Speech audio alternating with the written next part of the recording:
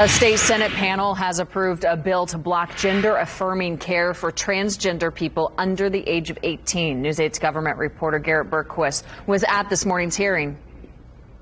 For young transgender people like Leo Ryan, accessing hormonal therapy has been life-saving. I was a very awkward, quiet, introverted person, and now I am a lot more confident in myself. I'm much more confident in my presentation. It's hard to imagine waking up in the wrong body every day. It's hard to imagine that, and we don't have to imagine that. Leo is 17, so he would no longer be able to get those drugs under the bill.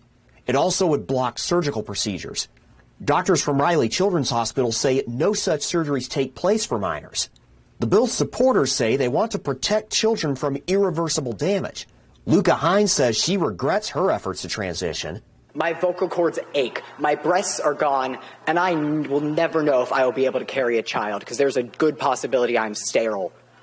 You call this care? I could not consent to this due to both my age and my mental health conditions.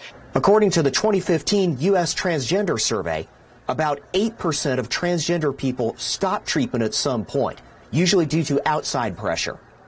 Less than 0.5% of all transgender people stop transitioning because they feel it's not right for them. But 40% attempt suicide at some point in their lives. Those who've considered it say it's lack of care and support that drives that. I can personally tell you as I stand up here today that if I had not received the counseling that was necessary, I would not be standing before you.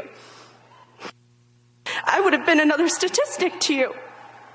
I have been the 45 seconds. I am 20 years old, and I remember first questioning my gender when I was 7 in the first grade, and I was scared, and I honestly still am.